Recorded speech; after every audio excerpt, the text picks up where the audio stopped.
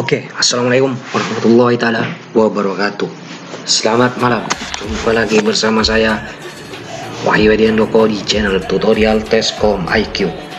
Di video sebelumnya kita telah membahas bagaimana cara kita memanfaatkan atau memfungsikan sebuah paste operation yang ada pada program Microsoft Excel.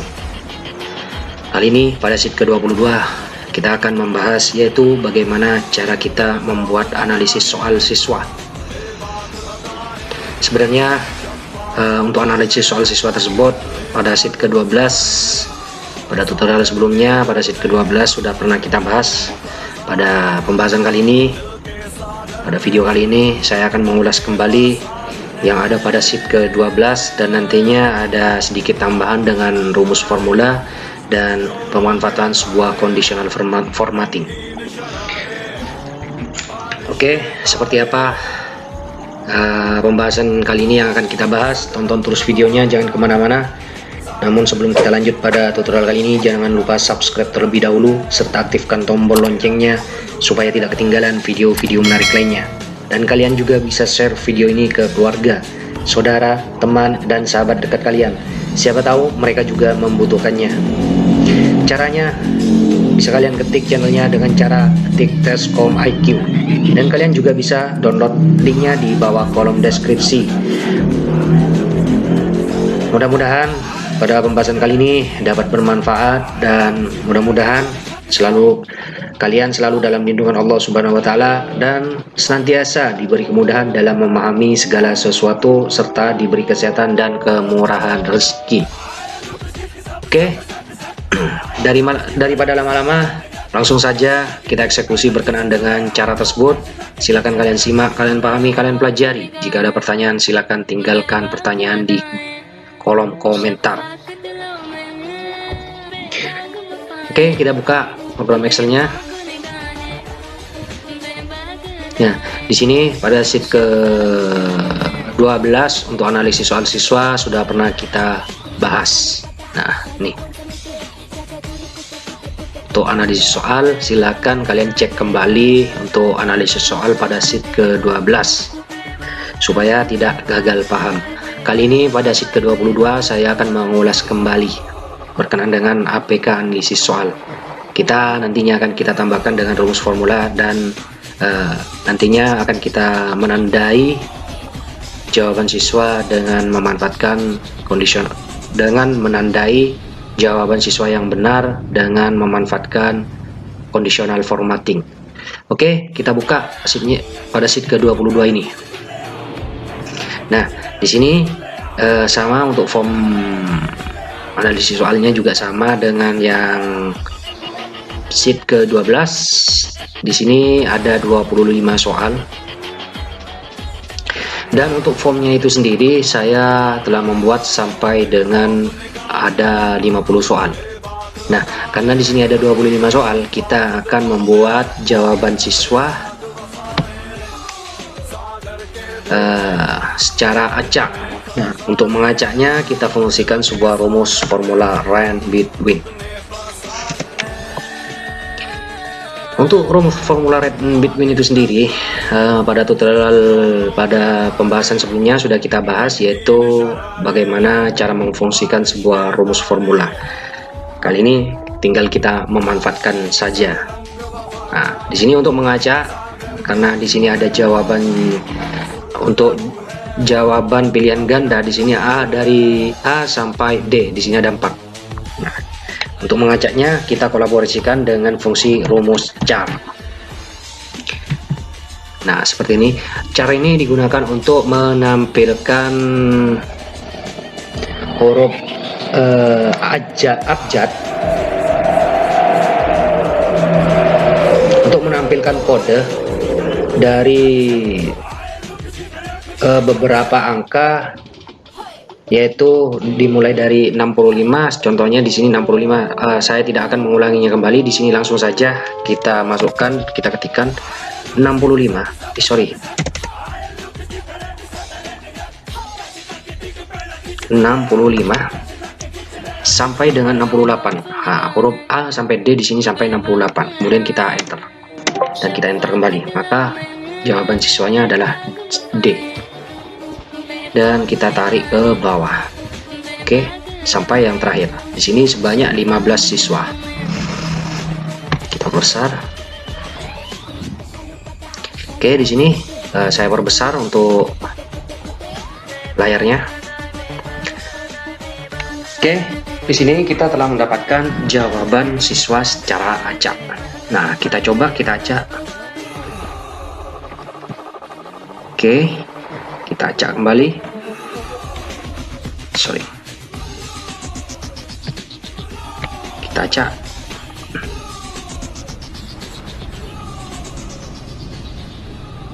Oke, saya kira cukup. Ini kita copy dan kita paste value untuk menghilangkan rumusnya.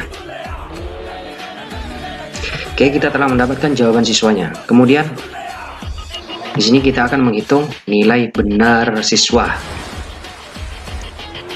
Nilai jawaban siswa yang benar akan kita hitung dengan rumus formula. Oke. Kita berusaha lagi. Oke, seperti ini. Kita akan memasukkan rumusnya sama dengan kita yang pertama. Di sini ada 3 rumus formula. Yang pertama kita fungsikan sebuah rumus formula con. Kemudian kita di sini akan membuat persamaannya untuk menghitung jawaban siswa yang benar, yaitu persamaan dimulai dari kunci jawaban siswa. Semua kita blok sampai dengan 50. Dan kita kunci dengan lambang $. Dan kita buat persamaan yaitu dengan sama dengan, tanda sama dengan, yaitu sama dengan yang di bawahnya. Jawaban siswa.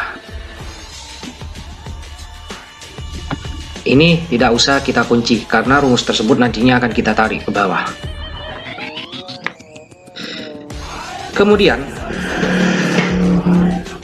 kita tutup kurung dan kalau kita langsung kita enter maka hasilnya adalah 0. Nah, apa 0? Karena di sini perlu kita bagi dengan kita tambahkan di sini, buka kurung lagi, yaitu 1 kita bagi dengan rumus persamaan itu sendiri. Kemudian kita enter dan maka hasilnya tetap 0. Mengapa demikian? Karena di sini adalah rumus con, ini adalah rumus array. Yang semula adalah rumus con, kali ini berubah menjadi fungsi rumus array untuk rumus con. Nah, karena di sini adalah rumus array, kita fungsikan tombol CSE, maka jumlahnya adalah 30 yang benar. Nilai jawaban siswa yang benar adalah 30.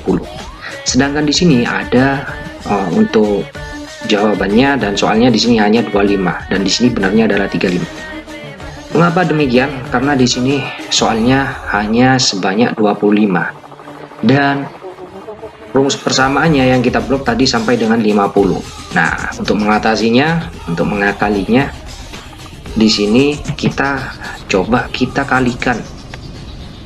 kalikan dengan rumus itu sendiri, yaitu hasil jawaban siswa.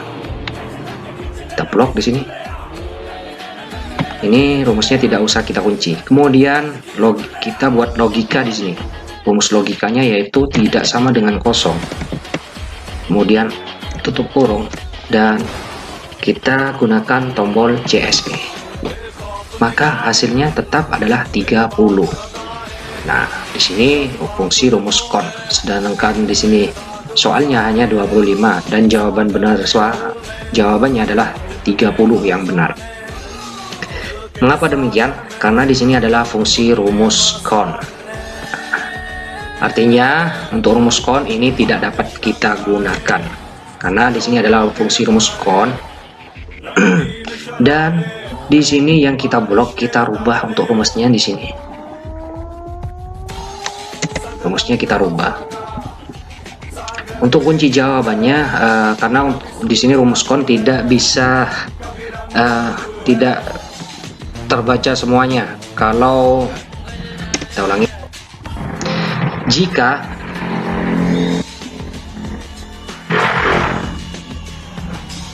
jika rumus kon di sini, karena di sini semuanya tadi kita blok sampai dengan 50 sesuai dengan form.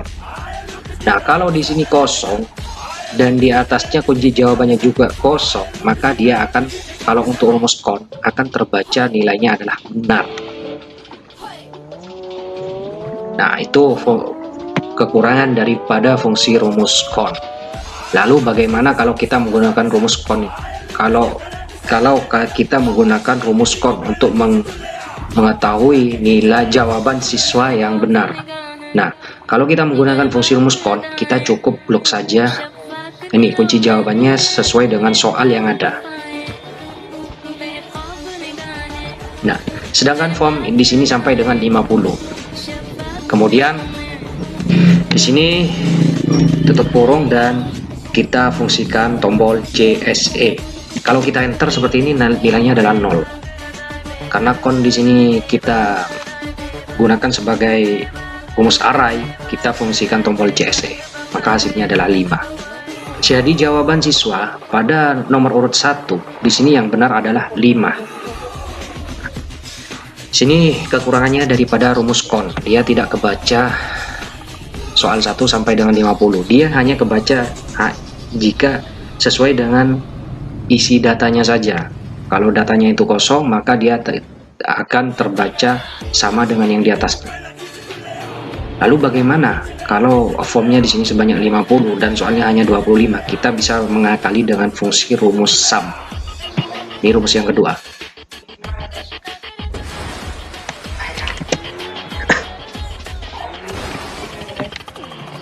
Kita fungsikan sebuah rumus sum.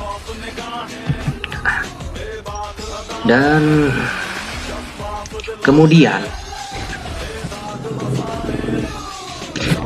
di sini kita hapus untuk 1 bagi dengan rumus persamaan, kita hapus, dan untuk rumus persamaannya di sini sudah kita blok sampai dengan akhir, sampai soal 25 soal. Kita rubah, kita gunakan fungsi rumus sum, kita rubah di sini. Kita blok sampai dengan 50 dan kita kunci dengan lambang dalar. Kemudian sama dengan yang di bawahnya juga sama, kita blok sampai dengan 50, sudah kita blok. Kemudian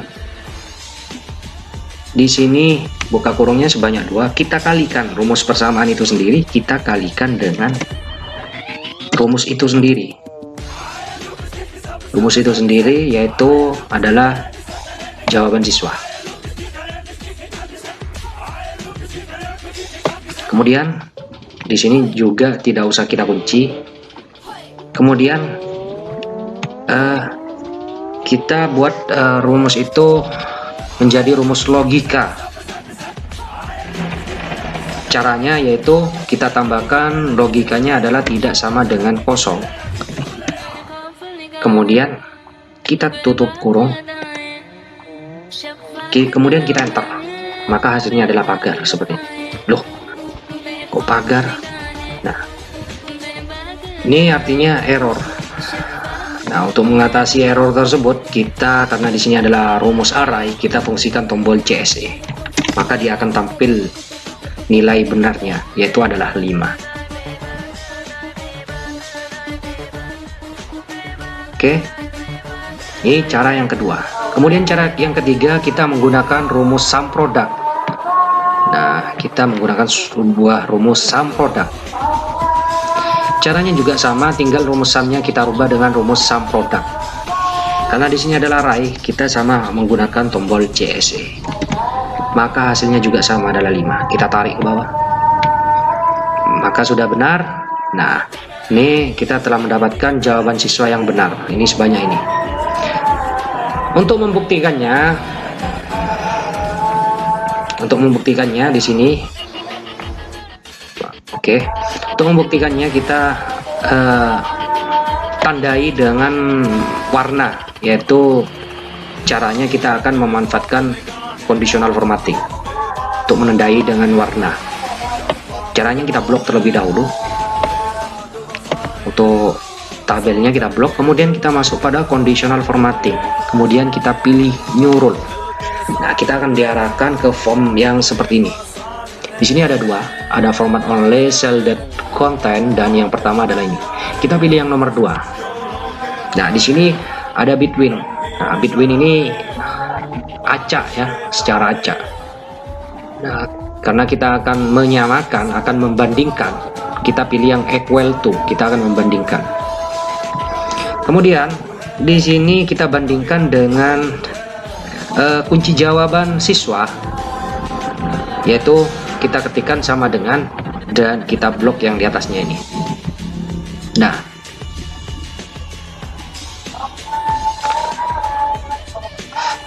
karena di sini nantinya supaya menyesuaikan dengan yang di bawahnya dan bergeser ke samping kanan, maka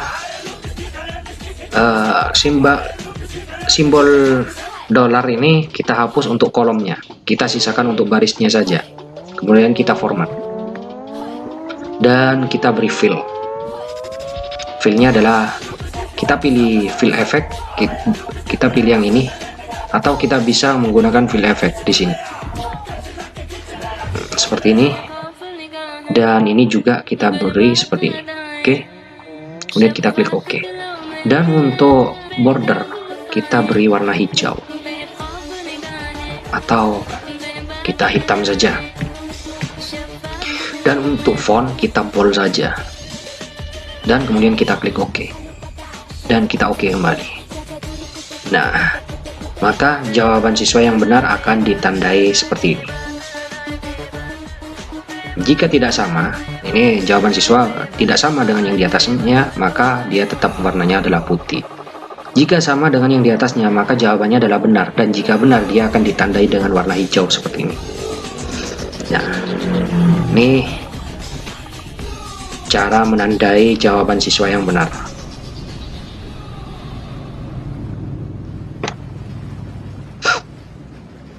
Sebenarnya di sini untuk rumus formula bisa kalian pilih yang mana yang menurut kalian mudah dari ketiga cara rumus tersebut. Kalau saya bisa menggunakan sum atau sum product, bebas kalian pilih yang mana saja.